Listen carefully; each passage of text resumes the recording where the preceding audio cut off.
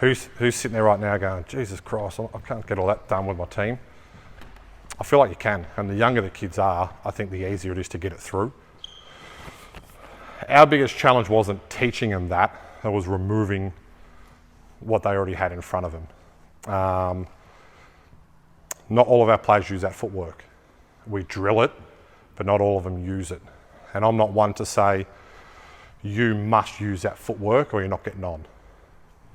Whatever they're most comfortable with, whatever they're most efficient with. So I'd say comfortable, efficiency will be success with footwork, whichever way they choose to play.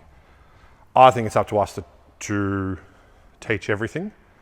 I have been a little bit OCD with this stuff the last 12 months, but that's partly because I was still discovering it. So we only taught that, okay? But I'd be very much open to the suggestion of teaching both and seeing what your players or your team gravitates towards and run with that. Amount of travels, using that footwork as opposed to the old footwork.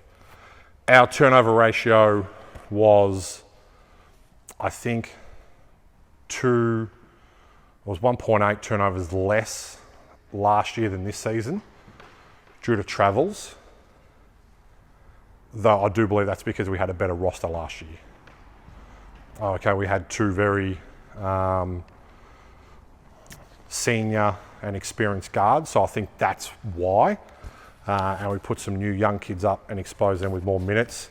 So I don't think we had more travels called against us using different footwork as opposed to traditional footwork.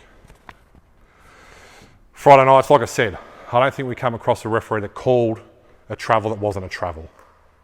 And we got a lot called early, but that's because we were very young to the concept as well. As the season went on, I got less and less. Towards the end of the game, a few more got called.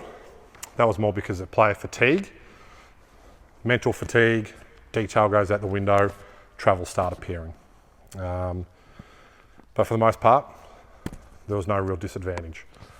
We did gain a lot of advantages attacking teams, okay, to the point where a number of teams really struggled to defend. And it got to the point where they're just sagging right off.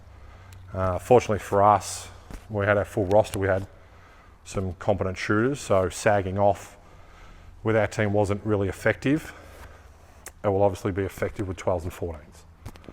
What I would say is, if you do go down this path, don't abort mission because you're not making shots. If you can force teams to sag off and you're getting good shots, whether they go in or not is irrelevant. They will get stronger, their shot will develop. If you can get the footwork right, as the journey goes on and that shot develops, we now start to punish the sagging D. All right. Anything else? Any other questions? Anyone got a cool drill they want to share? I'm always up for stealing other people's work.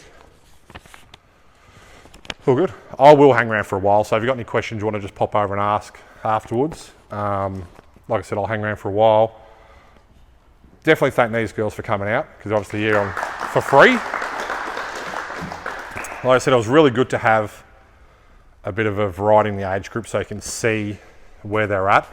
That's not to pick on you two. But if you're the same in 2 years' time, I will pick on you. But it's good to see a few girls that have gone through it and then a few that are starting, and I think you can see the difference in their footwork, but they will all definitely get there in the long run.